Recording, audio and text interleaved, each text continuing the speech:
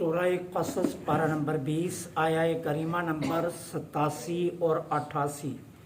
نحمدہ ونصلی ونسلم علی رسولہ الکریم، اما بعد فاعوذ باللہ من الشیطان الرجیم، بسم اللہ الرحمن الرحیم۔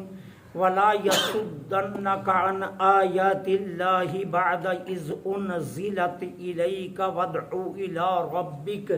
وادع إلى ربك ولا تكونن من المشركين ولا تدع مع الله إلها آخر لا إله إلا هو كل شيء هالك إلا وجهه له الحكم وإليه ترجعون۔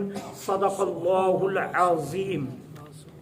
ولا يصدنك، ہرگز یہ نہ روک دیں آپ کو، ان آیات اللہ، اللہ کی آیات کی تبلیغ سے، بعد اس کے انزلت الیکا کہ وہ اتاری گئی آپ کی طرف، ودعو بلائیے، الی ربی کا اپنے رب کی طرف لوگوں کو، ولا تکونن من المشرکین اور ہرگز شرک کرنے والوں میں سے نہ ہوں، ولا تدعو مع اللہ اور اللہ کے سوا کسی اور کو مت پوجو، لا الہ الا ہو اس کے سوا کوئی عبادت کے مستحق نہیں، کل شیء ہالک الا وجہہ اس کے سوا ہر شے ہلاک ہونے والی ہے، لہ الحکم اسی کے لیے حکم ہے، وإلیہ ترجعون اور اسی کی طرف تم لوٹائے جاؤ گے۔ آیہ کریمہ نمبر 87 یہ پچھلے حکم کی تاکید ہے۔ اب اس میں فرمایا یہ جا رہا ہے کہ کفار جتنا مرضی زور لگا لیں، مشرکین جتنی مرضی طاقت استعمال کر لیں، لیکن اللہ کی آیتوں کی تبلیغ سے وہ آپ کو روک نہ سکیں۔ جو کہنا ہے برملا کہہ دیجیے، ان کے جو برے اعمال ہیں، جو برے عقائد ہیں، جو برے نظریات ہیں، کہہ دیجیے، برملا کہہ دیجیے، اور وہ آپ کو اس کام سے ہرگز روک نہ سکے۔ جتنی مرضی طاقت استعمال کریں، جتنا مرضی زور لگائیں، جتنا مرضی ظلم کریں، جتنا مرضی ستم کریں، جتنا مرضی آپ کے راستے روکیں، لیکن آپ مسلسل آیات مقدسہ کی تبلیغ فرماتے رہیے، کوئی طاقت آپ کو تبلیغ سے روک نہ سکے۔ جو فریضہ رسالت ہے اسے آپ بجا لاتے رہیے، جو منصب رسالت ہے اس کو آپ بجا لاتے رہیے، اور وہ آپ کو روک نہ سکے۔ اور برملا کہیے جو کہنا ہے، اندر نہیں، دل میں نہیں، برملا انہیں جھوٹا کہیے، برملا ان کے برائیوں کو ان کے سامنے بیان کیجیے، اور برملا جو فرمانا ہے وہ فرما دیجیے۔ بعد اذ انزلت الیک، اس کے بعد کہ یہ قرآن، یہ آیات ہم نے آپ کی طرف نازل کی ہیں، تو جب یہ آپ کی طرف نازل ہوئی ہیں تو اب حق یہی ہے کہ آپ ان کی تبلیغ فرمائیے۔ وادع الی ربک، اپنے رب کی طرف بلائیے، کسی کو اچھا لگتا ہے تو نہ لگے، کوئی مانتا ہے تو نہ مانے، لیکن آپ اپنا کام کیجیے، اور ہرگز مشرکین میں سے نہ ہوں۔ یہ خطاب حضور کو ہے، مراد امت ہے۔ اللہ سبحان اللہ۔ حضور کے توسل سے امت کو حکم دیا جا رہا ہے، وہاں کوئی اندیشہ نہیں ہے۔ الیاذ باللہ کہ سرکار کبھی مشرکین کا ساتھ دیں گے، وہاں تو تصور ہی نہیں کیا جا سکتا۔ تو یہ خطاب امت کو ہے، لیکن حضور کے توسل سے خطاب ہے. کیا محبوب کی امت ہرگز مشرکین میں سے نہ ہوئی؟ شرک کرنے والوں کا ساتھ مت دیجیے. کیوں؟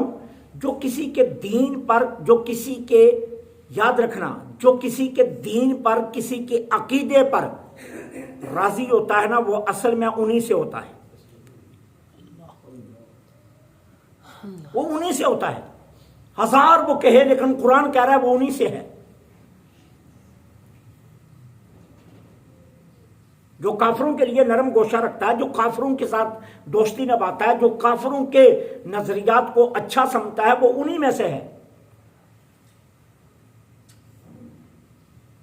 ہم نے کتنی مسجدیں بنا دی ہیں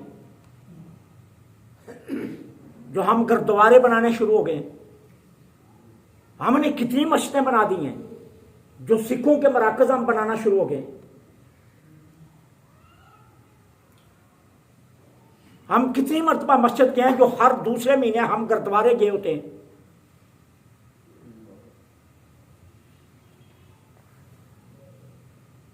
اور کتنا بڑا مسلمانوں کا اجتماع فیض آباد پہنچا. اور مطالبہ کیا تھا؟ فرانس کے سفیر کو نکال دو کیونکہ اس نے ہمارے آقا کی شان میں توہین کی ہے. تو جواب کیا آیا؟ ہم نہیں نکال سکتے.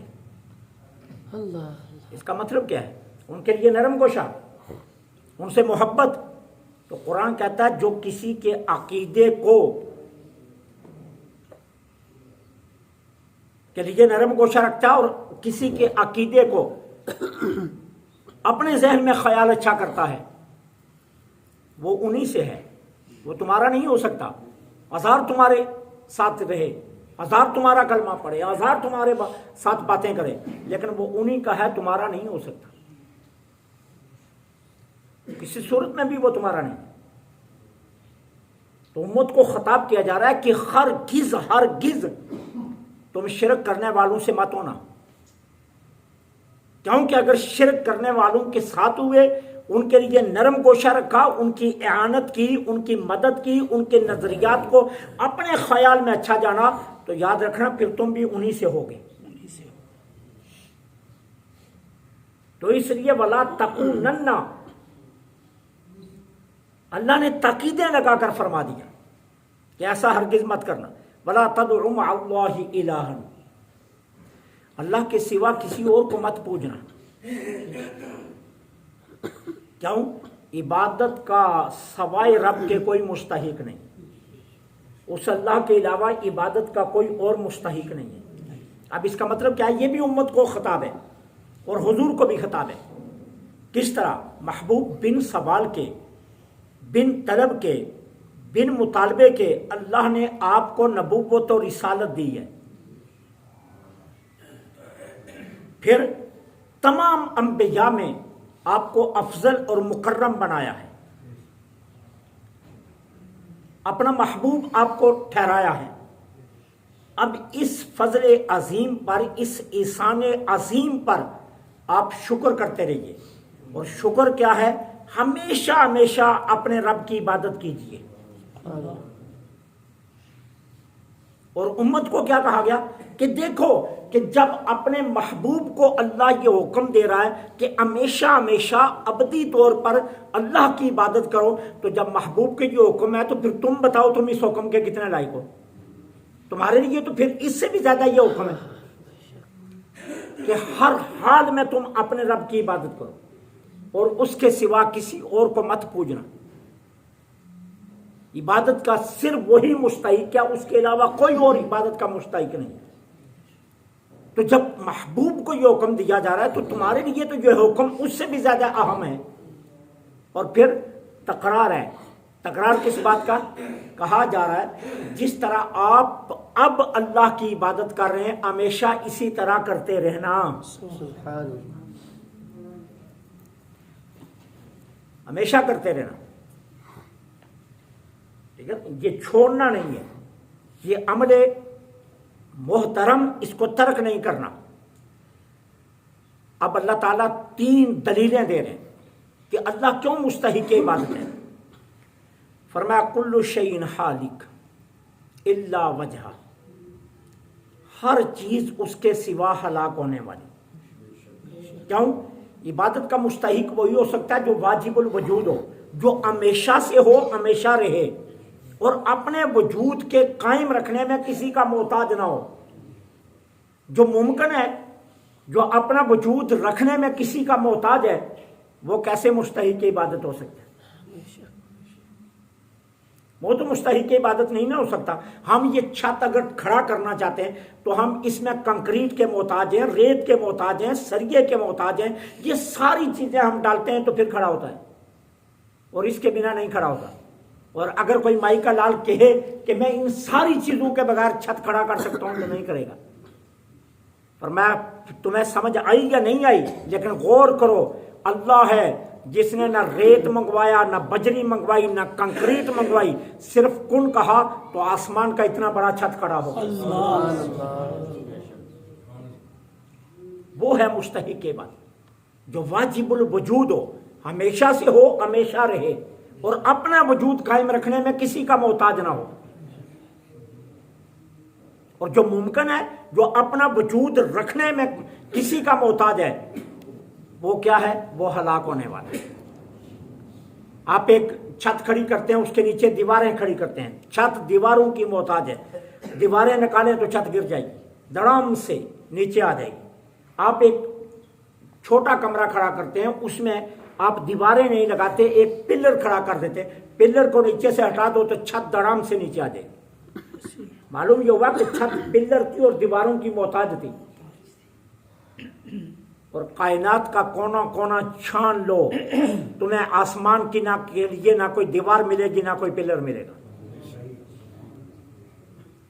جو محتاج ہو اپنا وجود قائم رکھنے میں، وہ ممکن ہے اور وہ حادث ہے، وہ ہلاک ہونے والا ہے۔ اور جو اپنا وجود قائم رکھنے میں کسی چیز کا محتاج نہ ہو، وہ ہے خالق جو واجب الوجود ہے۔ کہا اس لیے وہی عبادت کا مستحق ہو سکتا ہے جو محتاج نہ ہو۔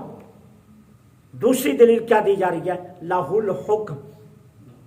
پھر عبادت کا مستحق وہ ہے جس کا حکم علی الاطلاق ہو، علی الاطلاق ہو، اسے حکم دیتے ہوئے ڈر نہ لگے میرا اوپر والا میرا حکم کینسل نہ کر دے۔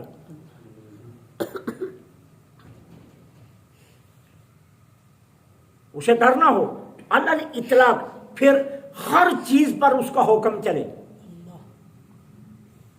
اب دیکھیے، ایک جج حکم دیتا ہے، چاہے وہ سپریم کورٹ کا جج ہی ہو، تو جو ملزم ہے اسی پر چلے گا نا، ساری ملک پر تو نہیں چلے گا نا، ایک بندے پر چل رہا ہے، باقی سب پر نہیں چل رہا۔ لیکن میرے رب کی شان دیکھو، نماز میں سارے سیغے مذکر کے آئے، کوئی مونس کا سیغہ نہیں، لیکن نماز کا حکم مونس پر بھی اسی طرح جس طرح مذکر پر ہے۔ حکم علی الاطلاق ہے کہ جس کا حکم علی الاطلاق ہو وہی مستحق عبادت ہو سکتا ہے، اور کوئی مستحق عبادت نہیں ہو سکتا۔ اور تیسرا کیا کہا؟ الیہ ترجعون، اسی کی طرف لوٹائے جاؤ گے۔ کیوں؟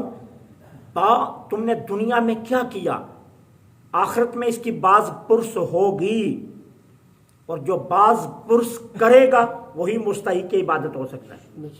اور وہاں اللہ کے سوا تم سے کوئی نہیں پوچھے گا کیا کر کے آئے ہو۔ ایک اللہ ہے جو تم سے پوچھے گا کیا کر کے آئے ہو۔ کوئی بت نہیں تم سے پوچھے گا، کوئی چودھری نہیں پوچھے گا، کوئی ایم این اے نہیں پوچھے گا، کوئی وزیر اعظم نہیں پوچھے گا، کوئی آئی جی نہیں پوچھے گا، کوئی آرمی چیف نہیں تم سے پوچھ سکے گا، وہاں کوئی تم سے نہیں پوچھ سکے گا۔ جو پوچھے گا کہ دنیا میں کیا کر کے آئے ہو، وہ ہے اللہ۔ تو جو باز پرس کا اختیار رکھتا ہو وہی مستحق عبادت ہے، اور جو باز پرس کا اختیار نہ رکھتا ہو وہ مستحق عبادت نہیں ہو سکتا۔ تو کہا اس لیے اللہ کی عبادت کیجئے، اس کے سوا کسی اور کی عبادت مت کرنا۔